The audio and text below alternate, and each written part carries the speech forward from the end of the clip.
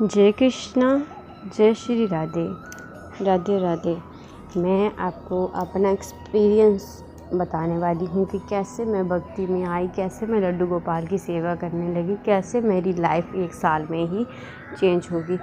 अगर मैं स्टार्टिंग से बात करूँ तो मैं बिल्कुल पूजा भक्ति नहीं करती थी, बिल्कुल कुछ नहीं करती थी। स्टार्टिंग से ही हम मीट वगैरह खाते हैं, मांस मच्छी खाते थे, अंडे का सेवन करते थे। लेकिन कोविड के टाइम पे मेरे हेल्थ इशू काफ़ी ज़्यादा बढ़ गए। मुझे सांस से रिलेटेड जो है काफ़ी ज़्यादा प्रॉब्लम हो गई। इवन ये जा रही नहीं रही थी। कोविड भी ठीक हो गया था, 6 से 7 महीने लग गए, लेकिन मेरी सांस की प्रॉब्लम ठीक नहीं हो रही थी। लेकिन अचानक से फिर मैंने भगवद गीता, जो भगवद कथा आती है अनिरुद्ध आचार्य जी की, वो सुनना स्टार्ट की। तो वहाँ से मेरा कृष्ण भगवान जी की तरफ थोड़ा आकर्षण बढ़ा। फिर धीरे धीरे करके आप जैसे चैनल, मेरो वृंदावन, मेरा वृंदावन, ऐसे बहुत से अनगिनत चैनल जिससे रिलेटेड लड्डू गोपाल की लोग सेवा करते हैं और उनका एक्सपीरियंस, तो मेरे मन में भी ये जागा कि मैं भी लड्डू गोपाल की सेवा करना शुरू करती हूँ। और मेरे मन में काफ़ी, लेकिन एक दिन मैं अपने सांस की प्रॉब्लम से इतना ज़्यादा दुखी हो गई कि मेरे अंदर जो कृष्ण भगवान का फ़ोटो लगा था, जो कि मैंने मंगवा रखा था भगवत कथा सुनने के बाद, तो उनके आगे मैं बहुत ज़्यादा रोई। तो कि मेरी ये सांस की प्रॉब्लम किसी भी तरह ठीक कर दो। तो बस वही रोने वाला दिन है कि मुझे आजकल कभी होती है, लेकिन वैसी प्रॉब्लम आज तक नहीं हुई कि गिराने में, जैसे मतलब इतनी सांस की प्रॉब्लम हो जाए। ठीक है, मैं काफ़ी ज़्यादा इतनी मजबूर हो गई थी कि मैं अपना फ़ोन तक उठा के किसी को फ़ोन नहीं कर सकती थी, बात तक नहीं कर सकती थी। लास्ट तक मैंने बैठते बैठते जाके भगवान तक पहुंची, अपने मंदिर में पहुंची और वहाँ पर माथा टेका और बहुत रोने लगी। और अचानक से मेरी सांस की प्रॉब्लम ठीक हो गई और आज 3, 4, 5 महीने हो गए, मुझे फिर से वो प्रॉब्लम नहीं हुई। और फिर उसके बाद क्या हुआ, मेरे मन में था कि मेरे को लड्डू गोपाल लाने हैं, लेकिन बड़े वाले लाने हैं, छोटे वाले नहीं लाने हैं, ऐसे मेरे मन में था। तो मैं एक दिन अपने मम्मा पापा के घर पे गई, मायके गई। वहाँ पे उनके जो लड्डू गोपाल हैं वो छोटे गोपाल हैं। तो मेरे को ऐसे लगा कि मैंने कहा इन्होंने झूले में बिठाए हैं लड्डू गोपाल, तो ये थक गए होंगे या फिर नीचे इनको चुभ रहा होगा, क्योंकि उन्होंने आसन वगैरह नीचे कुछ नहीं रखा था। तो मैंने क्या किया, उनके पास से कॉटन लिया, रून लिया जो उनके पास पड़ा हुआ था मंदिर में, तो वो उनके नीचे आसन बना के उनको ऊपर रख दिया। और मेरे नवरात्रे के व्रत चल रहे थे, फिर मैंने उनको भोग भी लगाया 1-2 बार उनके लड्डू गोपाल को जो वहाँ पे थे। फिर क्या हुआ, मैं फिर से वापस पंजाब आ गई। मतलब मेरे जो मायके हैं वो जम्मू कश्मीर में, तो फिर से मैं पंजाब आ गई। और पंजाब आने के बाद मैंने अपने हस्बैंड को बोला मैंने वृंदावन जाना है। उन्होंने बोला चलेंगे सितंबर अक्टूबर में, मतलब जो अभी आने वाला अक्टूबर नवंबर ये है, इसमें चलेंगे, अभी नहीं जाना है। और अभी मन भी नहीं है जाने का कि नहीं जाना है, अभी देखेंगे बाद में कभी जाएंगे, उन्होंने ऐसा बोल दिया। मैंने कहा ठीक है। तो मुझे लगा मेरे को लड्डू गोपाल लेने, लेकिन बड़े लेने। तो ऐसे में क्या हुआ, मेरे मम्मी पापा हरिद्वार गए, इवन वो बहुत बार पहले भी जाते हैं। ठीक है, उन्होंने मुझे एक बार फ़ोन करके भी नहीं बोला कि हम तेरे लिए लड्डू गोपाल ले रहे हैं, क्योंकि अगर वो मुझे बोलते ना तो फिर मैं उनको मना कर देती कि मत लो, मुझे बड़े वाले लेने हैं। ठीक है, उन्होंने क्या किया, मुझे सीधा फ़ोन किया, लड्डू गोपाल ले लिए।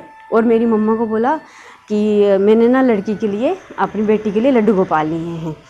तो फिर उन्होंने मुझे फ़ोन किया सीधा कि तेरे लिए हमने लड्डू गोपाल लिए हैं, नए वाले। ठीक है, तो मैंने कहा, फिर मैं उनको, मेरे मन में था कि मैं इनको बोलूं कि मेरे को बड़े वाले लेने, क्यों लिए आपने, ऐसे मेरे को एक बार उनको बोला मैंने।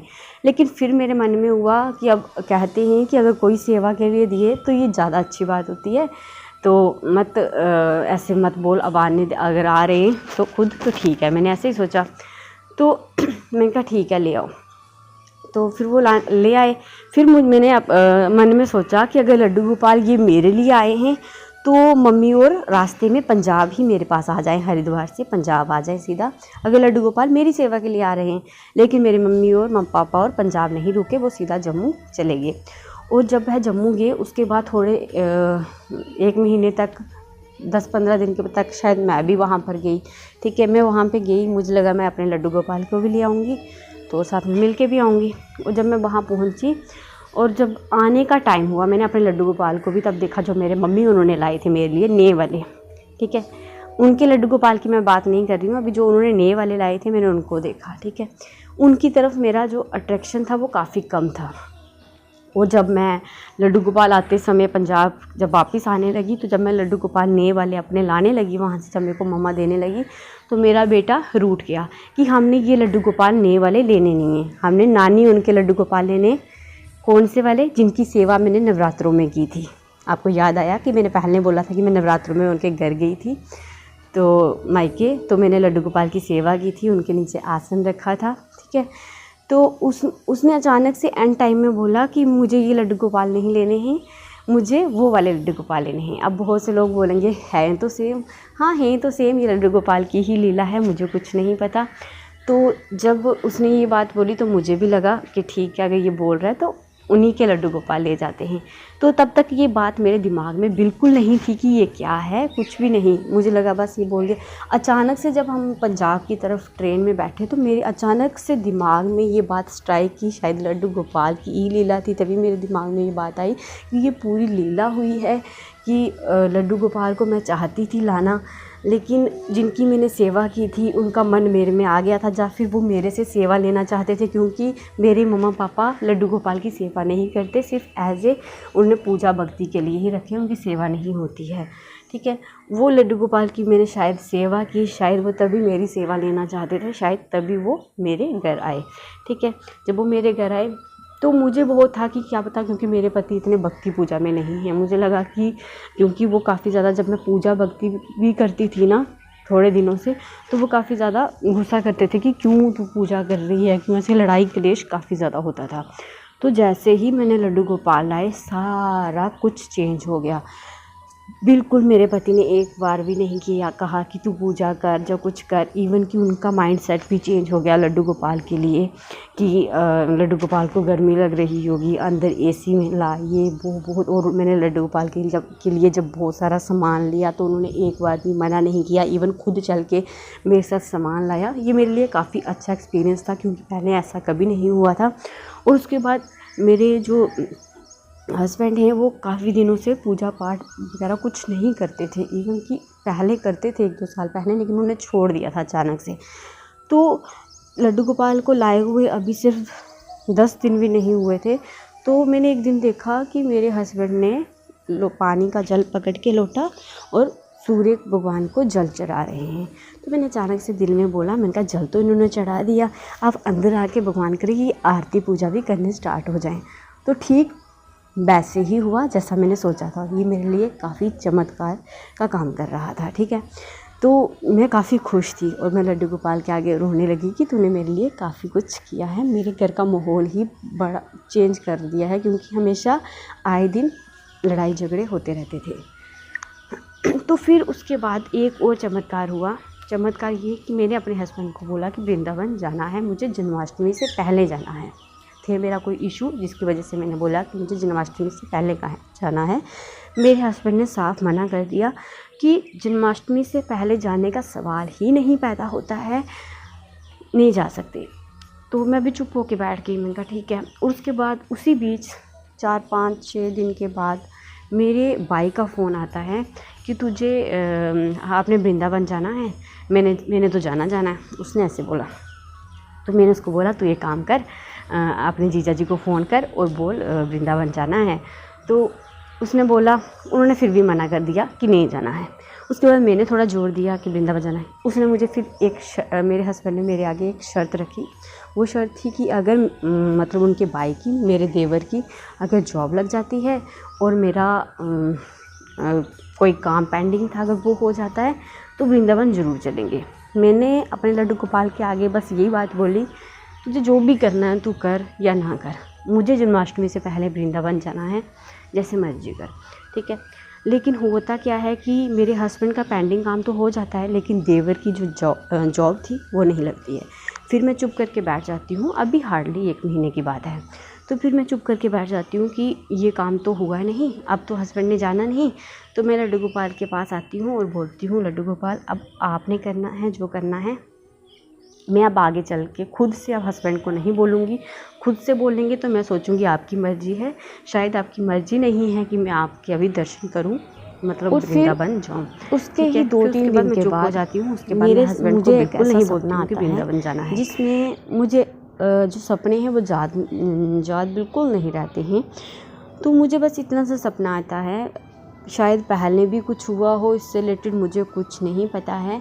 मुझे इतना पता है कि मैं वृंदावन में हूँ, बांके बिहारी जो हैं वो मेरे सामने खड़े हैं, साक्षात खड़े हैं, लेकिन मुझे उनका फेस तक याद नहीं है, या फिर सपने में शायद देखा है लेकिन उठने के बाद बिल्कुल याद नहीं है, बिल्कुल याद नहीं है इन द सेंस कि ऐसा लगता है कि देखा नहीं है। तो ऐसे जब सपना देख रही थी तो पूरा पूर्ण विश्वास था कि ये बांके बिहारी ही हैं सपने में। और उन्होंने मुझे बस इतनी बात बोली, उनका एक लाल कलर का ड्रेस था जो अभी तक मुझे याद है और मेरी आंखों के आगे भी है, और लाल कलर के ड्रेस में उनके बादाम, छोटे छोटे आलमंड होते हैं ना, जिसको इंग्लिश में आलमंड बोलते हैं, बादाम, वो लगे होते हैं उनकी पूरी ड्रेस में। तो वो मुझे बोलते हैं, पहले भी शायद कोई बात हुई होगी, वो मुझे बिल्कुल याद नहीं है, बस इतनी सी बात मुझे याद है कि उन्होंने बोला कि मैं अब यहाँ से जा रहा हूँ। तो मैं उदास होकर रोने वाली हो जाती हूँ, बोलती हूँ आप इधर से जा रहे हो तो इतने सारे भक्तों का क्या होगा जो आपसे इतना प्यार करते हैं। वो बोलते हैं मैं तो जा रहा हूँ, इधर अब राधा रानी रहेगी। बस ये सपना आता है और मुझे ये सपना ख़त्म हो जाता है और मैं उठ जाती हूँ। सुबह सुबह का सपना था ये, ठीक है। उसके बाद क्या होता है, सपना आने के बाद मैं सुबह का खाना वाना रेडी करती हूँ सारा, और हस्बैंड को खिलाती हूँ। और जैसे ही हस्बैंड को खिलाती हूँ, जैसे कि मैंने ये शर्त रखी थी लड्डू गोपाल के आगे कि अब मैं अपने से होकर ज़बरदस्ती अपने हस्बैंड को नहीं बोलूँगी कि वृंदावन जाना है, ठीक है। अगर तेरी नई मर्जी है जन्माष्टमी से पहले वृंदावन जाने की तो ठीक है, ओके। फिर उसके बाद क्या होता है कि हस्बैंड खुद बोलते हैं उसी दिन, जिस दिन मुझे सपना आता है उसी दिन सुबह मेरे को हस्बैंड बोलते हैं मैं वृंदावन की टिकट करवाने लगा हूँ। और उसी दिन उन्होंने वृंदावन की टिकट कंफर्म कर दी, जो कि टिकट मैं आपको भी सेंड करूँगी, आप खुद देख सकते हैं। ये मेरे लिए, क्योंकि मैंने अपने लड्डू गोपाल को बोला था कि मेरे हस्बैंड कभी भी वृंदावन जाने के लिए रेडी नहीं हो सकते, मैं भी इन फ्यूचर रेडी हूँ, लेकिन अभी तो सवाल ही नहीं पैदा होता है। अगर हो जाते हैं तो ये मेरे लिए सबसे बड़ा चमत्कार होगा। तो सच में लड्डू गोपाल ने मेरे लिए ये बहुत बड़ा चमत्कार किया है, और हम कल ही शाम को वृंदावन जा रहे हैं। जय श्री राधे, जय श्री कृष्णा।